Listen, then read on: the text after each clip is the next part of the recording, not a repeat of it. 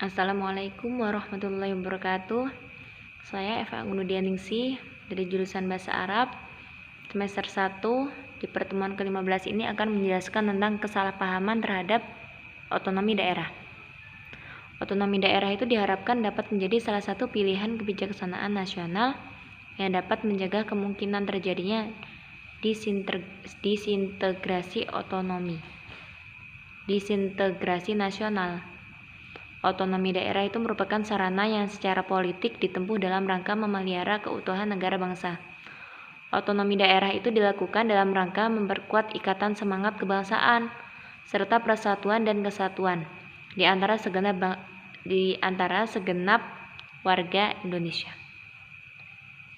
Dengan Undang-Undang ODA, daerah bertanggung jawab memelihara negara kesatuan Republik Indonesia. Karena tuntutan tanggung jawab tersebut, daerah tidak diberi peluang untuk mengambil inisiatif kebijakan yang sekiranya akan merugikan kepentingan pemerintah nasional di Jakarta. Namun, pada praktiknya, kebijakan ODA telah banyak menimbulkan kesalahpahaman. Beberapa salah paham yang muncul dari berbagai kelompok masyarakat terkait dengan kebijakan dan implementasi otonomi daerah. Kemudian di sini saya juga akan menjelaskan tentang otonomi daerah dan pilkada. Otonomi daerah itu kan adalah hak, wewenang, dan kewajiban daerah otonom untuk mengatur dan mengurus sendiri urusan pemerintahan dan kepentingan masyarakat setempat itu sesuai dengan peraturan perundang-undangan. Secara harfiah, otonomi daerah itu kan berasal dari kata otonomi dan daerah. Dan daerah itu, sedangkan pemilihan kepala daerah itu atau pilkada dilakukan secara langsung oleh penduduk daerah administratif setempat yang memenuhi syarat. Pemilihan kepala daerah ini dilakukan satu paket bersama dengan wakil kepala daerah.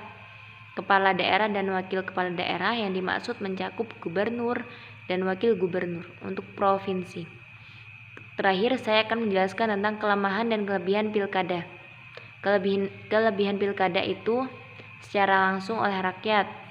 Rakyat pemilih benar-benar mendapat kekuasaan memilih langsung kepada daerah. Tidak diwakilkan.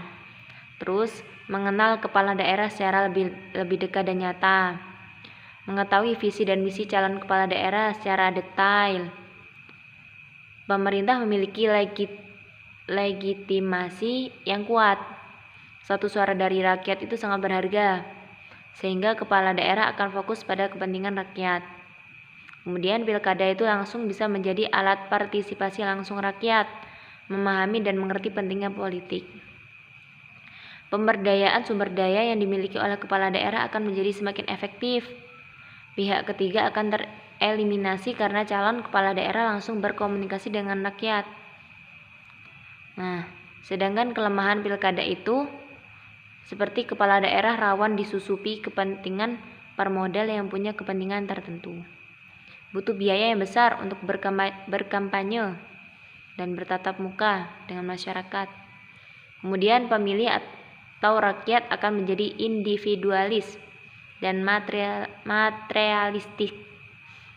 Terus ada juga berpotensi menimbulkan konflik horizontal dan vertikal di antara basis pendukung para calon rawan penyalahgunaan APBD oleh petahanan karena akan kembali bertarung dalam pilkada berikutnya.